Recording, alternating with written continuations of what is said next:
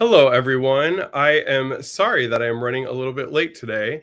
I am a working therapist. I actually see clients right before this on the West Coast, and I just knocked something over. And I had a client, so I was just finishing up that. But I am so happy to be here. If you are joining us right now, we usually start about 8 minutes ago. I apologize for running behind. Like I said, I was seeing a client was dealing with real life client stuff. So I enjoy being a therapist. That's my role first. And then as an advocate, I love that role as well. And so I am really excited to always do this and be here with you every Wednesday. So my name is Chris Trondsen. I'm a licensed therapist here at the Gateway Institute in Orange County, California. This is my office. I have been treating OCD and related disorders at some capacity when I got hired here in 2009. So I've been working as an advocate. I've been working running support groups and then case managing, and then now, as a licensed therapist. So I enjoy seeing clients and helping people, and I enjoy advocating. I have OCD myself. I've lived through what you guys have lived through, and I know what it's like to be in those low places. So I'm here to offer support, to offer education, to answer your questions, to facilitate a discussion. And it's just me solo today, which always makes me feel naked. Typically, I have a guest, but we are going to be solo today. I think this is the 5th Wednesday maybe in the month, or I'm not sure, but anyways, it's just me today. So hopefully that's okay. Hopefully you're here. But we are here every Wednesday. It's 9 o'clock here on the West Coast. It's noon on the East Coast. Every single Wednesday. Typically the first week we have Liz McIngvale, who's hosted this live stream with me the entire time I've been part of it. She just had twins, so she is only doing once a month. So she'll be here next week. Every second Wednesday we have a psychiatrist. If you have any medication questions, that is when you come on. That second Wednesday we'll be answering your questions. And then the third Wednesday and the fourth Wednesday, we bring on guests, different experts that specialize in certain aspects of OCD and related disorders, or as put on just there we go. Or people are coming on and just helping me answer questions and giving you a different perspective. So I love having guests, but today it is me solo. So I'm going to be just you and I. This is your chat. This is your live stream. So what I need your help with is whatever you're watching this on, whether it is Facebook, Twitch, X, LinkedIn, there's an opportunity to ask questions. You just put in the chat a question. It'll pop up on my side. So if you ever see me looking to the right, it's because I'm looking at the questions. I'll go ahead and answer as many questions as I can in the hour. I also have some pre-submitted questions that I can get to as well. So I really, really appreciate you being here today. I hope you go ahead and ask questions and interact with each other in the chat. What I'm also going to do is I'm also going to bring up a topic that I want to discuss with you guys. I love having interactive conversations with the chat as well. So I'll be chatting with you and everything like that. So thank you so much for being here. As always, we just have to make a quick announcement. This is not going to replace therapy. So if you're really struggling, if you're really having a hard time, if there's something going on and you need more medical and immediate attention, please dial 988. You can also go to 988lifeline.org, your local emergency room, or if you have a medication prescriber or a clinician, you can reach out to them. We can only offer support and education and resources and community. We can't provide therapy or emergency services. So please use those resources. Additionally, this is live stream, so you can ask those questions, like I said, on whatever platform you're on. Additionally, you can interact with everybody. So this is a safe and comfortable community. So please, please, please support each other. Be kind. And also this will be recorded, so it will go up on our Facebook as well as our YouTube, IOCDF on both platforms, and you can share this link with others who might not be able to watch it live but want to see it. So I'm going to first of all say hi to everybody that popped up. So we have Germany in the house, so hi cameras, it's great to see you. Wiley from Tampa, that's awesome. I'm guessing Florida. Hi Amy, it's always good to see you as well. Yes, so there is a conference at 12:05. Amy asks, is anyone attending the conference either in person or virtually? If you haven't already, at iocdf.org/OCDCon, Amelia just put it up on the chat. There is a conference happening in Chicago, and what's great this year is it's actually going to be hybrid. So for people that want to go in person, really go up to therapists, talk to them, ask questions, engage with the community. If you go in person, we're in Chicago. If you can't make it, we understand people are international, there's a cost, etc. We still don't want you to miss out on all the great content. Please, please, please make sure to attend virtually, hybrid. So there's that option as well. So Amy's going to be there as well. Yeah, cameras. So it's the second week in July. So I believe around the weekend of the 10th. July, I should know that. Let me just click my little trusty Apple calendar. So let's see. It is going to be the 10th through the 13th. So July 10th through the 13th. That's the second weekend in July. So I hope you can make it. That'll be great. The first question I have is at 12:07 from YouTube. Terracotta asks, what kind of exposures could I do for meta OCD? I obsess about finding all the information on Google on how to treat my OCD. I memory hoard by writing lists of different phrases that remind me of what I learned. So here's what I want you to think about, Terracotta, is what is the purpose of treatment? Let's take kind of like a step back and look at a more global question, right? So what is the purpose of treatment? What are we trying to do here? And the purpose of treatment really is to get to a point that we start to recognize the impulsivity, the consistency, the urgency of that obsession. You have some kind of worrisome concern that is overinflated. There's an overestimation of danger and consequence of that danger. And there's doubt sewed in. And your brain is yelling at you, Terracotta, come on, figure this out, fix it, solve it. And we jump into either mental or physical compulsions to kind of to kind of push that away. We also, as we're learning more and more about OCD, and there's different modalities coming out there, we're learning that there's a lot of what's known as inferential confusion from ICBT. People are getting in their heads and they're kind of starting to get into their imagination and formulate these stories. We know with ACT, we're disconnecting with our values, our sense of self. We're getting really consumed in the thoughts. So all these different things are happening, and we're learning more and more about that. What we're trying to do in treatment is we're trying to learn something different. And when we look at inhibitory learning, we're trying to get to a point where we're understanding what's going on in our head. We're trying to learn that the things that we are identifying as dangerous either aren't dangerous to us or in that current moment. Now, what meta OCD is, I know you know, Terracotta, because you're experiencing it, but for other people, what we want to know about meta OCD is there's this idea that I'm afraid of obsessing. I'm afraid of relapsing. I want to get better so bad. And people start to become scared of OCD itself. They're scared of obsessions. Sometimes in meta OCD, people are afraid of relapsing. A lot of times it's scanning, like, am I anxious today? Backwards. I don't want to have an I don't want to have an obsession. So we start obsessing about obsessing, right? And then people get very fixated on the treatment. It sounds like you're doing that, Terracotta, where you start to get to a point where you're like, I have to remember all these sayings. I have to do the treatment correctly. Am I accepting? Am I agreeing? What am I doing right? And now suddenly you've turned the treatment into a new fixation. And instead of actually getting better, what happens is by using the treatment as a weapon, right? OCD is kind of using the treatment as a weapon. And it's saying, you've got to remember things, Google, listen to podcasts, research stuff, figure it out. Now that becomes your obsession. Whatever you were originally obsessing about, hit and run, harming someone, getting sick, making God mad, etc., that becomes secondary. Now it's all about doing the treatment correctly, right? So what we want to be able to start to say to ourselves is, hey, I need to back off a little bit, right? ERP, frontline treatment, exposure response prevention, is actually asking you to take a different approach. If I'm compulsively looking up things, making lists, researching how to get better, and it's no longer healthy or helpful, and it's going into that disordered realm, right? Remember, OCD, the D stands for disordered. If I start going in that disordered realm where I'm fixated on things, researching things, looking up things, what starts to happen is now I'm consumed by that, and that's a new fixation. So we're going to take an opposite action approach. That's going to be maybe cutting back. So sometimes, remember, we don't have to go to the other extreme. It is healthy and helpful to listen to podcasts and make sure you're doing treatment, but we're going to pull back some. You're going to feel irresponsible, or you're not doing enough, but you're going to start doing less podcast listening, less list making, not jumping into every, I got to do treatment today. I got to do treatment right now, right when I wake up. It's starting to make treatment as part of your lifestyle. So if you have hit and run OCD, maybe you're going to deliberately drive by a school on the way to work because that is going to trigger you more. If you have disgust-based contamination, you're going to go to a restaurant, order something with your hands. But you're going to do that as part of your lifestyle, part of your values, instead of that intensity OCD is asking you to do.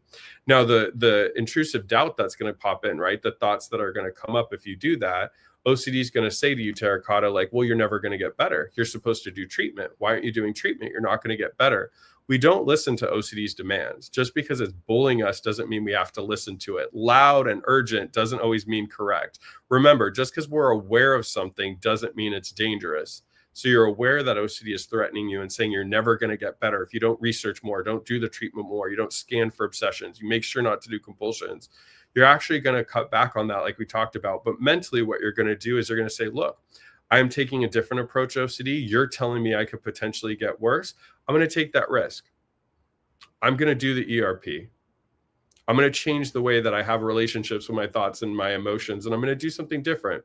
Make treatment a lifestyle, pull back a little bit, calm down the intensity, and really stick with my response prevention. So I'm going to feel uncertain. I'm not going to like the feeling because I'm not engaging in treatment as hardcore as I think I should be based on my obsessions. But I'm going to take a different approach. Let's see what happens. So when I have clients do that, in addition, if you really want to push yourself, it's doing the treatment wrong for a little bit, deliberately, right? Not you're in the moment, you're triggered, so you compulse, but maybe you do wash your hands a little extra 20 seconds, or you drive around the block once. I don't want the other people to do that, but in meta OCD, what sometimes it does is it triggers people. They're like, oh my God, I just did a compulsion. I'm going to relapse. Treatment is teaching you something. Let's see what happens. Let's see if you compulse deliberately once. Does your whole treatment fall apart? Do you have a relapse? Are you having to go back to residential? If the answer is no, you learn that you don't need to be intense with treatment. So hopefully that was thorough, Terracotta. Thank you for bringing up a not spoken about a lot subtype, which is meta OCD. Yes, Cameras, you can join us virtually for sure. Welcome, Nathan. It's always good to see you. Yes, Wiley, I was on the grind, seeing clients. Thank you so much for respecting that. And I love doing this. At 12:10, we have RRR says, hi, what is schizo OCD? So I'm going to look that up. I'm wondering if what you mean is schizo OCD. We talked about it. Yeah, that's what kind of pops up in Google. It says refers to the comorbidity of schizophrenia and obsessive compulsive disorder. So I'm going to answer this two different ways, RRR, and you can ask in the comments if I did it correctly. So some people will have OCD and schizophrenia. Schizophrenia is very different from OCD, and a lot of times people can get misdiagnosed as having schizophrenia incorrectly from OCD. What that looks like is I got misdiagnosed as schizophrenia. Thank God it was like one doctor, didn't really trust him anyways. But what happens is a lot of times we'll go into a medical setting and we'll say, hey, I'm having these thoughts that I might hurt somebody. I'm like, you know, my brain is telling me I'm going to hurt someone, I'm going to hurt someone, I'm going to hurt someone. And an untrained professional might say, wow, okay, they're having hallucinations. They're having auditory and visual hallucinations because they're, you know, seeing, they're seeing themselves push somebody in the street or something, or they're hearing voices in their head. So a lot of times untrained professionals will misdiagnose, but there are people out there that have OCD and schizophrenia. So schizophrenia, they might have auditory or visual hallucinations, where they are really believing some of those things. They're seeing things. There's sometimes some paranoia in there, but it's a very different diagnosis than OCD. It's very different because there's insight. Somebody with OCD, it's ego dystonic. They don't want to have these thoughts. They don't believe these thoughts. When they're calm and cool, collected, they're clear about OCD. But schizophrenia is very different. So sometimes people can have comorbidity. Now, sometimes people with OCD freak out and fear that they might get schizophrenia. So they might either worry that they have it and it's just misdiagnosed, or they might worry that, oh, if I have OCD for so long, I'm going to get worse and I'm going to have schizophrenia. So that's a common fear, is people think that they might go crazy or get a different mental health condition diagnosis. So let me know if I answer that RRR, and if not, I can answer it if you give a little more clarity. Yes, Spence, saying hi to everybody out there in Texas. Matthew Bannister, who is an amazing IOCDF grassroots advocate. We love Matthew Bannister from the UK, right? Welcome to the live stream. It's always good seeing you. We have Gail from Cape Town. It's good to see you. I love when you say good evening, because it means that you guys are a way different time zone, and it's so cool to see. It's so good to see people internationally. Isastini Isha at 1212 asks, do you use ICBT to treat OCD? So ICBT, it stands for inference-based cognitive behavioral therapy. It's created by, I'm not even going to attempt his last name because I'm so bad with pronunciation. And as a person with the last name Trondsen, I've been called Trondsen, Trondsen, Trondsen, Johnson my whole life. And I always am like paranoid. Well, paranoid is not the right word. I'm always a little bit worried about pronouncing people's last names wrong, but it's Fred and his last initial is A. So inference-based CBT falls under that CBT category, and it focuses on OCD, saying that people make inferences. So based on faulty reasoning, they make certain belief systems, stories about a situation. It's a much more cognitive approach. Some people will do both ERP and ICBT together. Some people feel like you need to pick one or the other. I was trained in it. Shout out to Bronwyn. There's the CBT school, their OCD training school, sorry, butchering their name. And they trained me in it. I think there's a lot of really useful things. One thing I've always worried about in my own treatment, I'd love to hear everybody's feedback. Sorry, I blasted the fan because the air's not on and it's super cold now. I'd love to hear from everybody else. I think one of the things is sometimes I feel that with ERP, there needs to be a CBT approach in addition, right? CBT alone, cognitive behavioral therapy, traditional CBT is not the frontline treatment for OCD. ERP is exposure response prevention. But I personally, in my own treatment, was so far gone mentally that I started to believe things that were not rational. An example is I was really afraid of having alcohol in my system, driving and hitting someone, or kind of acting out and doing something inappropriate or harming someone. And I was so bad at one point I was driving by and I saw a billboard that had a advertisement for alcohol. And I got so triggered that I was thinking about the alcohol that I'm like, what if I'm drunk right now? Pulled over to the side of the road, slept it off, right? So when I approached treatment, I was believing things like that. And I needed my therapist to slow down a little bit. And before jumping into exposures, I needed a lot of education to understand what was going on in my head. But I also needed some cognitive tools. Why am I believing that I can get drunk off of a billboard? Why am I thinking that, you know, if I fell asleep and I didn't remember falling asleep, did I sleepwalk and harm people? I mean, how did I get to this point? Because these weren't things that I dealt with when I was much younger. So some people like a more cognitive approach. If you go to ICBT.net, I believe is their website, they do have a lot of information on the research. What I like to do is follow science. I am not a researcher. I trust the top researchers. And what I've heard so far and what's been on the IOCDF website is that ICBT is classified as more of an emerging treatment. So there is some studies showing its validity. It's a little bit more in its infancy stage compared to the vast amount of research that we have in ERP. What I would personally say, this is just my more clinical based on science and research. We know ERP is the front line. Make sure you work with a provider that has been trained in ERP.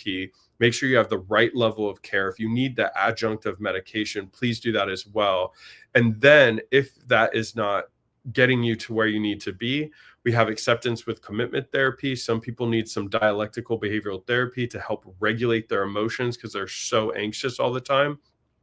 Some people have kind of lost their motivation to get better. We have motivational interviewing, cognitive behavioral therapy, ICBT may be adjuncts that can help you as well. So look into it. There's a lot of good, exciting, emerging things coming out. I know at the conference, there's talks on psilocybin, TMS, DBS, deep brain stimulation. There's a lot of things coming out. I know that there's a trial for a glutamate medication through Biohaven. I mean, I'm so much more helpful and happy that there's a lot more things coming out in the woodworks to help all of us with OCD. It's Astasia, it's always good seeing you. It's always good seeing everyone. Yes, a lot of people are saying hi. What happened to Ethan last night? Nathan, I do not know. That's horrible. I'm in a group chat with him, obviously. I was going to post the Liz just did a video interview with John Abramowitz, who I love, and she looks so pretty in it. So I screenshot it and I have to put in the group chat how pretty she looked. But it was also very educational, so that's why I was originally listening to it, her Anxiety Society podcast. But I'm in a group chat with Ethan, so I'll ask him what happened to him last night. I know, well, I'm not going to tell his personal business. Sorry, I was going to say I know that he was about to go on a vacation, but I don't know what happened there. Cameras at 1214 says, Dear Chris, how can I find the courage to start therapy when I feel like nothing will work for me? I have breathing OCD, and sometimes I just want to leave this earth because it is so hard for me. So my guess is what you're saying, Cameras, is that you have sensor motor OCD. That is going to be where we get very, very fixated on certain aspects of our daily kind of just natural sensations, right? It can be breathing, chewing, swallowing, blinking, it can be all different things like that. What happens, Cameras, is there's two levels that are happening, right? There's the initial paying attention to your breathing, and then there's the frustration and the fixation that you're focusing on your breathing. So I really shout out to Kim Quinlan. She's a good friend of the show and a good friend of mine. She was here last week. She wrote a book called the Self-Compassion Workbook for OCD. One of the things that she talks about in there is this idea of the second arrow. And so what happens in the second arrow is we get to a point where we get so anxious and frustrated about a situation happening to us. And that's what happens when people are fixated on their breathing. So often there could be a couple different core fears. One could be that I can't stop focusing on my breathing. I'm going to focus on my breathing forever. I'll never be able to concentrate. I'll never be able to be happy. I'll never be able to relax or live to my full potential. I'll never be able to focus in work and school because I'm stuck on my breathing. Other people fear, what if I don't breathe correctly? I need to take it over. I am really scared that my breathing is not going to be regular. I need to regulate my breathing. Well, now that I'm regulating my breathing and I'm aware of it, I have to control it. So there's these different core fears. That goes to a bigger conversation for everybody watching. It is so important to be familiar with your core fear. That's sort of the root of the OCD, and it's really what kind of drives everything. So if I have a client who's afraid that they're not going to ever get good sleep, they're afraid that they're not going to sleep well, their daily focus may not be on the fear that they're not going to sleep. It might be worrying that there's caffeine in something that they eat or drink, so they're reading the back of packages. It's, trying to find the right blackout curtains online because they want to have no light coming in their room. It might be, Googling the right noise canceling, headsets because they don't want to, have any noise to wake them up. But all of those kind of like surface level things all drive back to this fear of not sleeping. Typically, all that anxiety and OCD keeps them up. It's not these other things, right? So you want to know what your kind of core fear is, Cameras. Like, what is it that you're afraid with sensor motor OCD? Now, the great thing is ERP definitely helps with this. What you're going to learn to do is not have that kind of visceral reaction about noticing your breathing. You're going to notice that you're going to go from the here and now and start to worry in the future.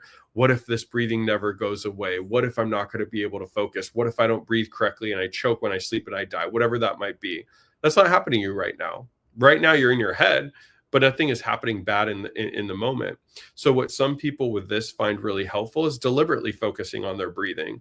If you read John Grayson, who I need to get on the live stream, I miss John Grayson. John Grayson has a really good book. I have it back there. I should know it by heart, the title. Everybody's title is so long. So it's Freedom from Obsessive Compulsive Disorder. That's the part I memorized. But then it says, a personalized recovery program for living with uncertainty. So what I like about in his book for people that have sensor motor OCD, he says, like, take some sticky notes, put like a red dot or write the word breathe and put those up in random places. So that way it's like when you notice, oh, I'm noticing my breathing. Your job is to not react, to not fixate, to not get in your head. Some people find that that's difficult. And the other thing that works better for them is taking maybe a more cognitive diffusion from ACT approach of like noticing, okay, I'm noticing that I'm fixated on my breathing, but I'm watching a movie. I'm going to focus my energy on the movie. I will still kind of have some focus on my breathing, but my main goal is to focus on the movie, to sort of be present with the thoughts, to notice them, to let them kind of float down like leaves on a stream. But my main job is to focus on the movie, and maybe I'll focus 80% and I'll keep coming back to my breathing, but without judgment, I'll gently go back to what's on the screen. Now, your bigger question, how do you get courage to start therapy? Well, first of all, Cameras, you're in the right place. There's a lot of really incredible people that attend these live streams, that comment in these live streams, and they're some of the most supportive people. That's why I keep doing this every Wednesday. I volunteer my time because I really enjoy you as a community. I do not feel more at home with any group of people on the planet than the OCD community. All of us had to make that decision, right? All of us get scared. All of us are so comfortable in the way that we're living because OCD has kept us in our routines. And it feels very challenging to step out of that comfort zone. But remember, treatment is supposed to be collaborative. It's supposed to be teaching you something. It's supposed to be claiming your life back. What I'll have clients tell me is like, they'll go home, they'll have an exposure, they'll accomplish it, and they'll come back and they'll say, Chris, for the first time, I feel accomplished. I feel good. I feel so happy about what I've been able to do. So I know it's difficult, but you will start to get your life back. There's probably a lot of things, Cameras, that you have been given up or you haven't been doing as often that you're passionate about, you love, and you care about. And we want you to get those things back. So using your values to kind of drive you. Speaking of John Grayson, he talks a lot about, think about all the things that you've lost or you've had to give up because of the OCD. So remind yourself, what is your why? Why do you want to get better? Find somebody that you trust. Do some research, not too much compulsive research, but some research to really figure out and find who would be the right provider for you. Do you want a female, a male, around your age? Do you like virtual? Do you like in person? Are they trained in ERP, CBT with ERP? Do they know other modalities and other, kind of advanced techniques to help people when they're stuck? Do they treat OCD often? Is at least 75 to 80% of their clientele have OCD? Do they have OCD themselves? Do they go to the conferences? And then remember, you don't have to do anything you don't want to do. Additionally, in the beginning of treatment, it's going to be a lot of learning about what's going on in your brain. So if you're not ready to challenge OCD, at least learning about it will help you. But like I said, one of the best choices I ever made in my life was to go to treatment. It took about 2 years. It was a lot of hard work. And then obviously when I was out of treatment, I was still using the tools, but I would not be talking to you today. I might be watching the live stream, hopefully, but I wouldn't be talking to you today if I didn't get treatment. So I know it's scary. I know a lot of people are going to give you good advice in the chat, but we really, really hope that you get treatment. Remember, you can go to iocdf.org/find-help. What you can do is you can put in your zip code, find someone near you in person if you prefer that. There's also an option to click to virtual, and you can see who is in your state or in a state that you treats in the state you live in, or international help. And hopefully you can find someone that you care about or that will that you trust. And obviously we all care as therapists. So hi, Nikki from Ireland. It's always good to see you, friend of the show. Amy at 1214 says, Chris, my core fear, which underlies my OCD and a couple of other things, came true. Emotional hell, but OCD is still defeated. And I made a decision to move forward by keeping focused on my values and life goals. Amy, I'm so glad you bring up this topic because people have asked me, well, what happens if my core fear comes true? People have asked that before. And I would say rarely it does, but sometimes it does. But one thing people will notice is two big things. One, it never comes true to the inflated sense that OCD says. So I'll use an example. This client has spoken publicly and they've talked about their OCD and they've talked about me being their therapist. I'm not going to say any identifying information, but they were very afraid of their identity getting stolen. That was like their big OCD. So they would check everything, and if they leave the car, leave the house, they were checking their pockets. They were always checking all their accounts. They had privacy on everything. They wouldn't use public Wi-Fi. Like they did the whole gamut. And they were doing an activity, and they dropped their wallet, and someone did take their identity and open some accounts in their name and stuff. And they said it was about 2 months to kind of close all the accounts, get new credit cards, get everything fixed, etc. And they always have said when they've spoken publicly in Southern California where I live, and they said those 2 months were inconvenient, hard, a lot of hell, but it does not compare to the 3 decades they spent fixated on this obsession and having OCD. So that's the first point I want to make, is that whatever goes on is always way less than you imagine it will be. And it is always shorter lived, and it is way better than having decades of OCD. The second thing, and what you learned, Amy, is we can handle it. You know, I take clients out with social anxiety. I'm right by a mall. And, you know, a lot of times clients will say, well, what if the worker is rude? We've gone places before where the workers end up being really rude. And you know what? My client is able to land on their feet and handle it. And they'll come back and say, wow, I really was uncomfortable when that worker was rude to me. But you know what? I kind of just recognized that they were rude and it had nothing to do with me. I didn't completely collapse. I'm able to handle it. And sure, it was stressful, but I landed on my feet and I'm much more powerful than I think. So I tell people, even if something happens that triggers you, like my clients do get sick or whatever it may be, trust that you'll be able to land on your feet and handle it. That's what happened to Amy. She was able to move forward. She kept focused on her values and her life goals. And because of that, she was able to navigate it through. And it's a lot better to navigate through a hard time than give into OCD. You know what, Cameron, so I'm going to throw your comment up at 12:15. You say, you know, I'm much grief because I miss my dog. Can I just say this, you guys? I had 2 dogs. Snoop, I'm from Long Beach, so I named my dog Snoop after Snoop Dogg. Now, I don't know if that was the best person to name it after, but, you know, I named him when I was a lot younger because my dog lived to be about 15. Yeah, I got the dog when I was going through OCD, and it really helped with my depression. It was really hard to be depressed because I fell in a deep depression after recovery. Everything on paper was great. I was, instead of doing 16 hours of compulsions and being in my head and staying up all night, I was rarely giving into OCD. I was getting a job and navigating life, but I became depressed at just all the time that I lost because of OCD. And so it was really hard to get out of the house. I ended up getting a dog, a little Maltese named Snoop, and it got me out of the house, and I had to walk him, and it was hard to be depressed when he was licking my face and walking around. I even volunteered at an animal shelter. And then my mom ended up having to live with my mom because where I lived, I couldn't have a dog, but I'd go and visit him all the time. And then she ended up getting a dog named Jack, who was the same breed. And they were, well, I'm going to say they were best friends. They did nip at each other. But when they passed, it was harder than some family members. So I feel your pain, Cameras, man. Those dogs are the greatest on earth. I know people like cats too. Cats are amazing. I grew up with cats, but dogs are so incredible. You know, you were saying OCD is killing me. I think one of the things is it's okay sometimes to just say, like, man, I feel beat up. I feel exhausted. I feel tired. My brain won't leave me alone. It won't let up. And I'm exhausted and I'm over it. And I hate OCD. It's definitely okay to say that. What I would say, though, is incorporate the end. And I want to do something about it. Maybe you start by listening to the OCD Stories podcast by Stuart Ralph. There's other great podcasts. We had Kim Quinlan on the show last week.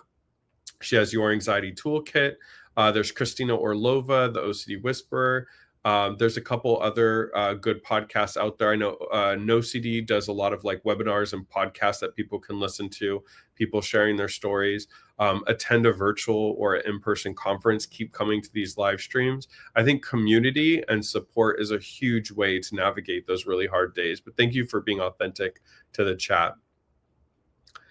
A lot of more people saying hi. If you're joining us right now, remember, whatever platform you're on, it could be X, it could be Twitch, it could be YouTube, it could be Facebook, etc. If you're watching on iocdf.org/live, put in the chat any questions. I am a licensed OCD therapist. I specialize in the treatment of OCD and related disorders. So I'll answer from a clinical point of view. I can also answer from a lived point of view because I have OCD, went through frontline and evidence-based treatment, CBT with exposure and response prevention from my therapist, who I owe a lot to, Karen Pickett. So shout out to her. She's out here in California. But go ahead and ask your questions. And also everybody is supporting each other too. Yes. So I know Nathan mentioned at 12:17, he mentioned, I'm hoping Lazole. I'm telling you, medications, I wish they made them prettier names because they're so hard to pronounce. But if you missed it, we had, oh my God. He's like, I'm trying to think of his first name. I know his last name. Oh my God, he's going to kill me. Our last live stream, we had a psychiatrist on, and I cannot remember his first name. It's going to kill me because I really like him. So it's going to come to me like in an hour of the stream. Maisel. No, that was Max. Poskar. Dr. Paskar. It was killing me. Thank you, Emilio. So that's shout out to Emilio. That's Emilio with the IOCDF. Yes, Max Mazel was incredible. Max is a clinician out here in Los Angeles. Love Max. He's really big in acceptance commitment therapy. Make sure to watch his live stream as well. I had Max and Kim Quinlan. I love both of them. But before that, I know Steve. I was just like, he's like a friend, so I don't want to say his name like that. Dr. Paskar, though, he was on the live stream, I think 2 live streams ago, Nathan. He talked about Lazole. It's a medication that's kind of in the pipeline right now, potentially for OCD. So we're hoping, I'm an OCD therapist, and I would love the support of something, a procedure, a medication, etc., super helping everybody out. So I hope, Nathan, these things in the pipeline really end up being helpful. I will say this, look, like from when I started treatment to now, there is so much more advanced therapy techniques. We have a better understanding of OCD. There's new, some people are doing great with TMS and other things. So have to be hopeful for sure. I love some of the comments in the chat just about, is Estasia saying this disorder can be exhausting at 12, 18. Amen to that. It is really, really difficult. Yes, it can be hard sometimes to find a therapist as well. Yes, so let's throw up that stat from Nathan at 1220. So about 2.5% of the world population has OCD. Yeah, and I would say, Nathan, is probably more. When I was shocked when I did my thesis in graduate school, they found that the first line people that most people with OCD go to, so let's say you're experiencing OCD symptoms, most people go to their primary doctor. That's just research shows that that's who people go to. And when they did studies at primary doctors, they were given like different case scenarios.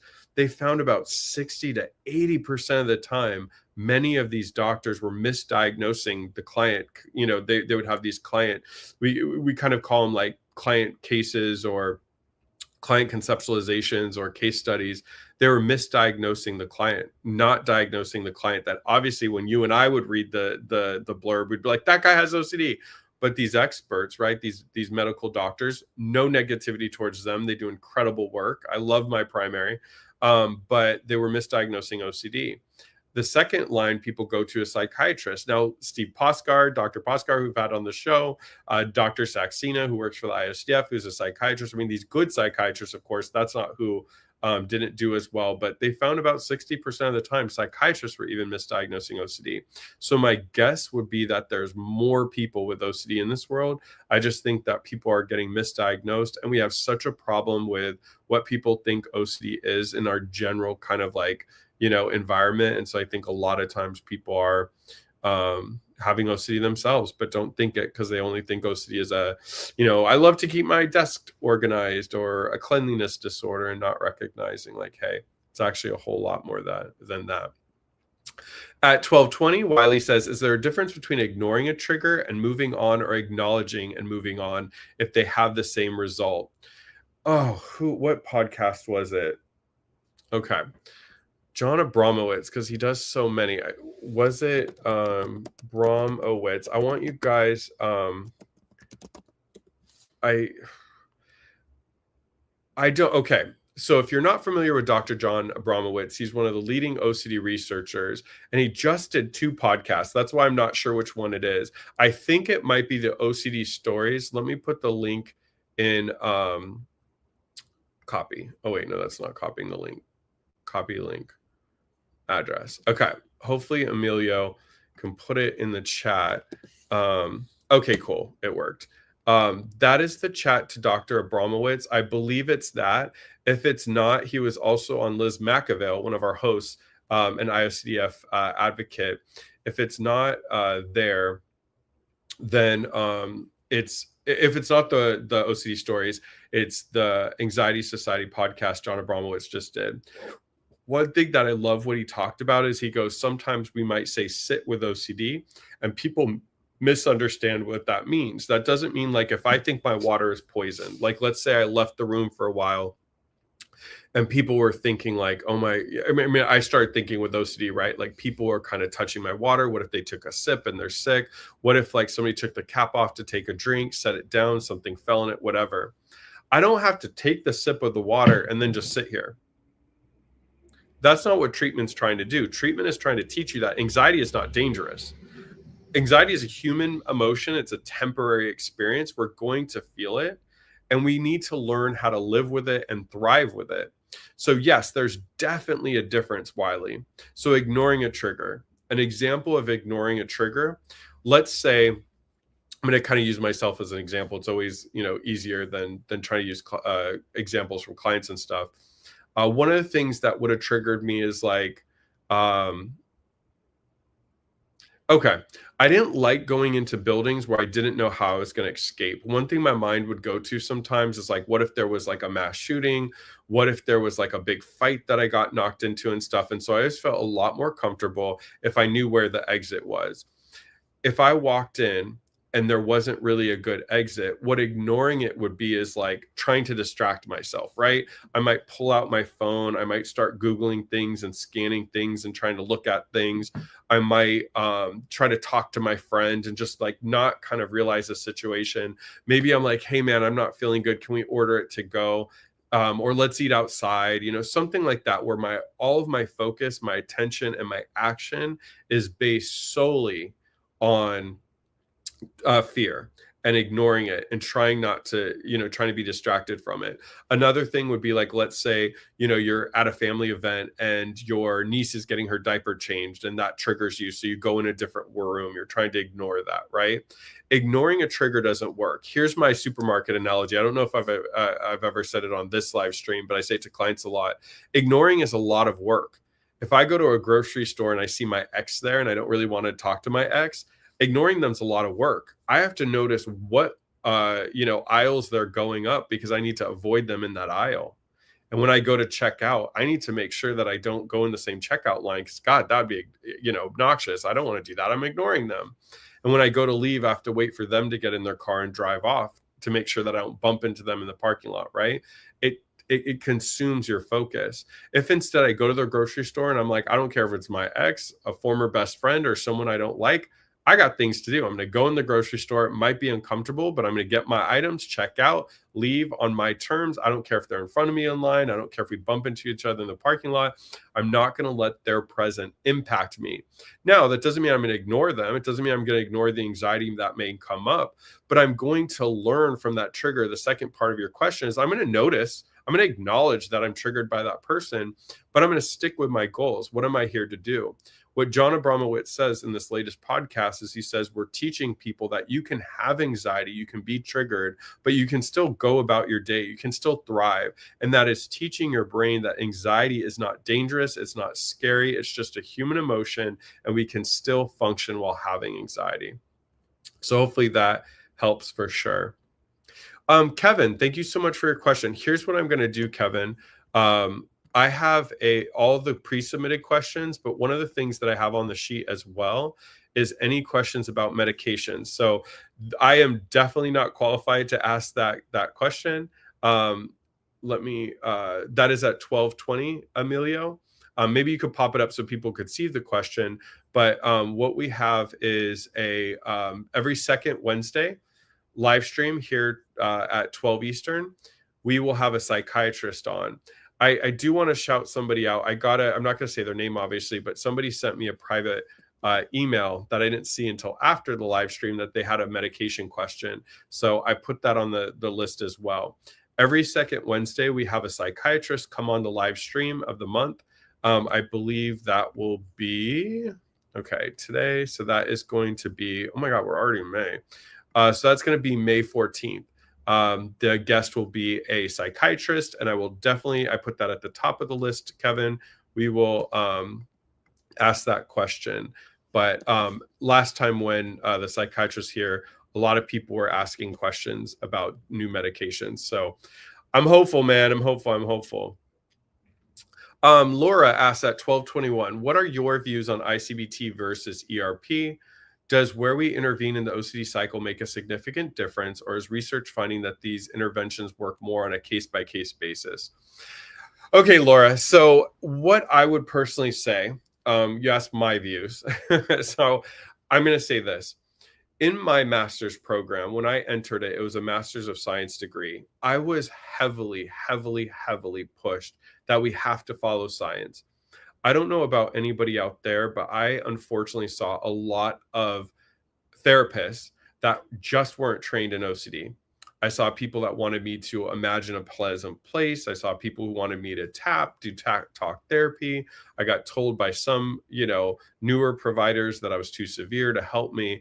And so when I went into grad school and really learned the importance of, we call them RCTs, randomized controlled trials, right? So that would be, I'm doing a study. I'm going to put one group with providers that are doing ERP, one with ICBT. I'm going to do a Y box to see what is the severity of their OCD. And I'm going to see after, maybe 12 sessions of each, where everybody ended up. And then if we want to do something more longitudinal, we're going to see, follow up 6 months, a year later, et cetera. So I always follow the science. What I would love for you to do, Laura, is on the IOCDF website. This was written by our scientific advisory committee. So there's the SAB, it's the Scientific Advisory Board. It's people that are researchers and top OCD researchers and top OCD clinicians. And when you go on the IOCDF website and you look under treatment, it talks about frontline treatment. So cognitive behavioral therapy is kind of a window. I think of it as like the United States, and then ERP is under that CBT umbrella. So California, which I'm going to be biased because it's my state. We know that CBT with ERP, so exposure response prevention, a treatment designed specifically for OCD starting in the 1966 is when it was first discovered. And then it was evolved in the 70s by Edna Foa. That is going to be our frontline treatment. We've done a lot of research to show that people get better, myself included. Now, what we're finding is there's people that will do ERP and get better, or, they're not getting as better as they'd like, or they're not doing well in ERP treatment. We don't want to completely dismiss a group of people. I work at a higher level of care. I have an IOP here. And what I find is typically one of the things that I think is happening for a lot of people is they're not getting the right level of care. If you are at a point where you're not working, you're not going to school, you're not really functioning, you're struggling just to get up each day, seeing a therapist once a week is not going to be enough. It's making a small dent in a big problem, right? So people that are doing an intensive outpatient program or a PHP where they're at a treatment center Monday through Friday, 3 to 6 hours. There's residentials like Liz McIngvale, runs in Houston. That's the level of care people need. And so many people think our ERP failed them. They'll get a higher level of care and they're like, oh, it's just like with medication, right? If I got hit over the head with a hammer, I'm not going to take a child's Tylenol and chew it and think my headache's going to go away, right? We need the right dosage of medication, and our treatment is going to be a higher level of care. I also find clients are on the right medication. So often with ERP, if somebody's on the right level of medication, if they need it, and they're doing the right level of care, they're going to get better. NoCD just put out a study that about 80% of people that are doing treatment are getting better. But like I said, there's still people that aren't getting better. Inference-based CBT is designed by a psychologist named Fred. I believe he's out of Canada. And it looks at approaching OCD different. Here's the one thing that I'm a little bit worried, and this is just Chris's opinion. I believe that the definition of OCD is very important. I believe, as somebody with OCD, that intrusive thoughts is the problem. I would be going about my day. I'd walk by a child. I would be minding my own business. And my brain is like, Chris, you're going to push him in the street. Why would you do that? You're a harmful person. I'd get images of me pushing him in the street. I'd get all anxious. I'd be standing at the stop sign to cross the street next to them. And I'm like anxious. Oh my God, I'm going to push him, right? That is how I conceptualize OCD. That's how the DSM conceptualize it. That's how the definition is, right? ICBT approaches it a little bit differently. So personally, I think that there are certain things in ICBT like inferential confusion, understanding, the difference between probability, possibility, really understanding, getting in that imaginal absorption, knowing really kind of about the tricks that OCD does. I think there's a lot of useful components of it. And I haven't heard people come out and say it's not helpful. I just really go back to the science. And as of right now, what the top experts in our field are saying, this isn't Chris, this is the top experts, is they're saying CBT with ERP is the most effective frontline treatment.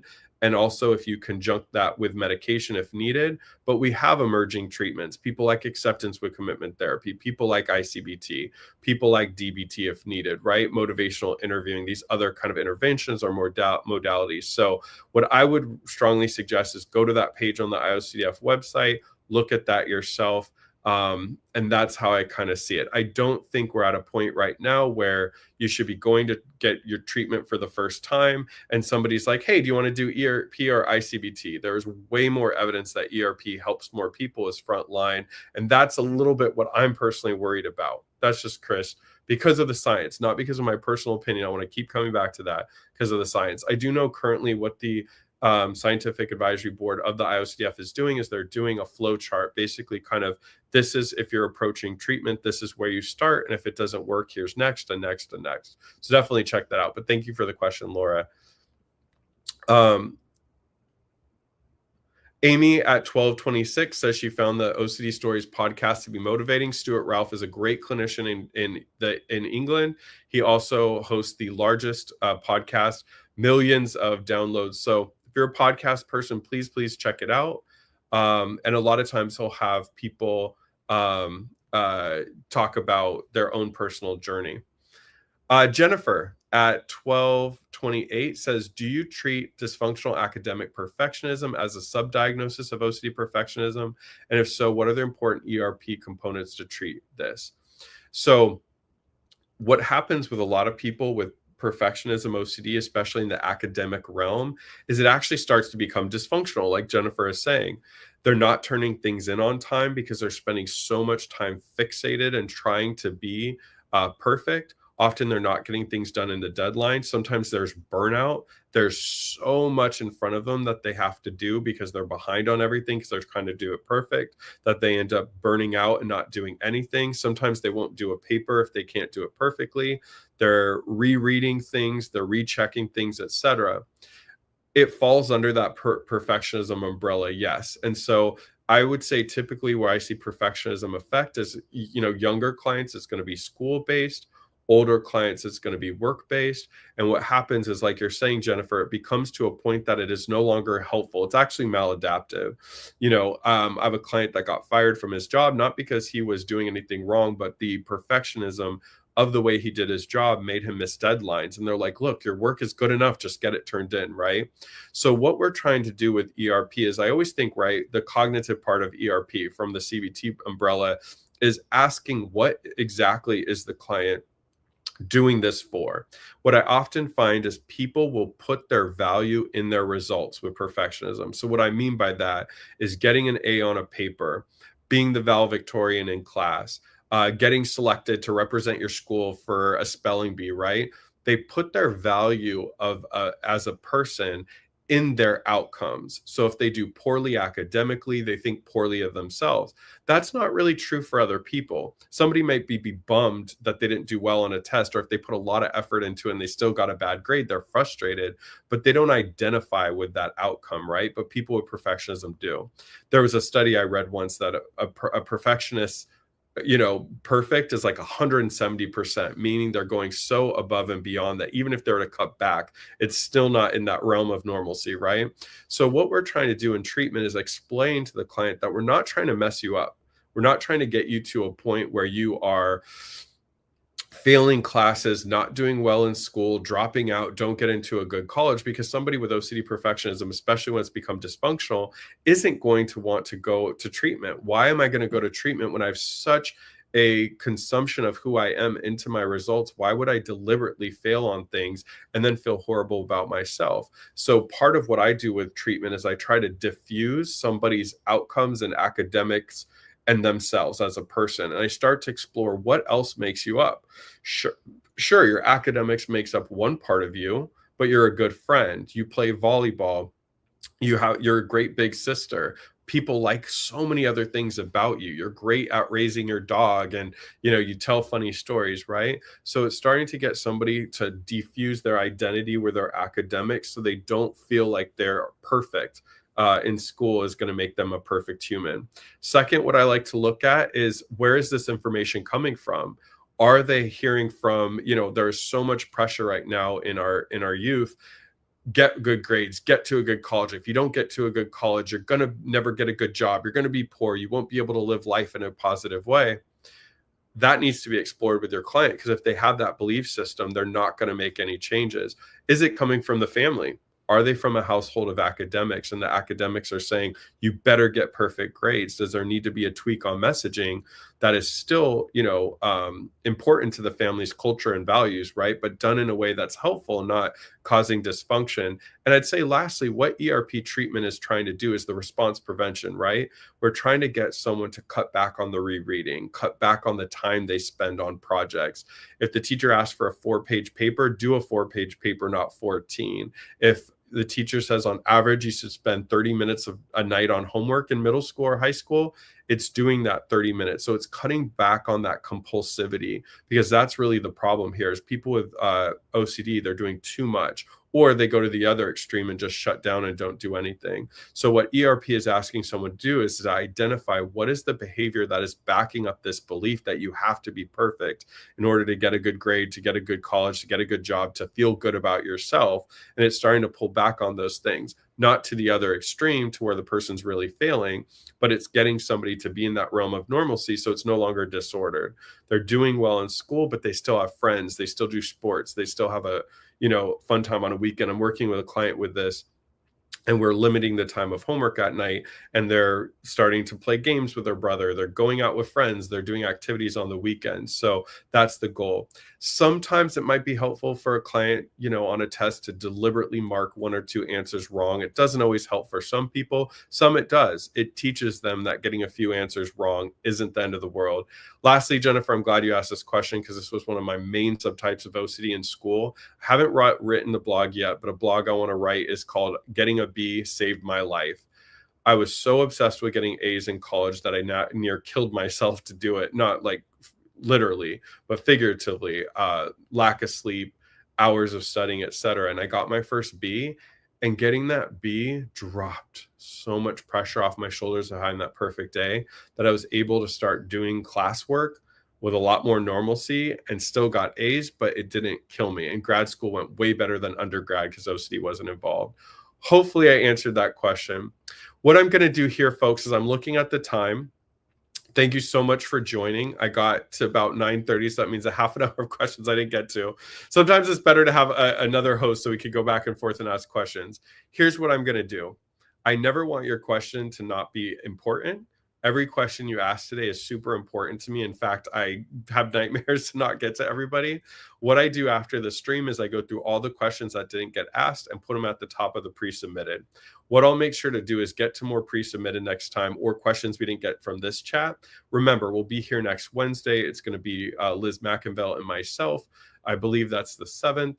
We'll make sure to get to more of your questions. Also, one thing that we've done in the past that I need to do again is we do an OCD mailbag, and it's where we take a lot of the questions and just answer them on Zoom, record that, and put it up on IOCDF's official YouTube channel. So make sure to get to that. To everybody that asked a question, thank you so much. They were important. I hope you got answers that are helpful and supportive. We're here every Wednesday. Make sure to go to iocdf.org/livestreams. That's going to give you information on upcoming live streams, not just the ones that I run on Wednesdays, but also our other live streams for family members, for research. And then Ethan and a bunch of great advocates do a more community live stream. So please, please, please make sure to check that out. If you haven't already, sign up for our conference at iocdf.org/OCDCon. You can join it in person in Chicago, or you can go ahead and join it virtually. If you're in the Southern California area, I'm Vice President of OCD Southern California. This Saturday at 10 a.m. at Orange Coast College, we're doing a big conference speaker series. Go to ocdsocal.org. That's ocdsocal.org. It's in Orange County. There's going to be 12 speakers. We're an official affiliate of the IOCDF, and we'd love to have you. Once again, thank you to so many people. I saw new faces. For the people that are consistent with these live streams, you are absolutely somebody that we appreciate seeing every week. It brings a smile on my face. So thank you everyone for came out this week. We'll be back next week with Liz McIngvale. We'll answer more questions. We'll talk more things OCD, and I really appreciate you. Take care, and iocdf.org for everything OCD. Take care. Bye.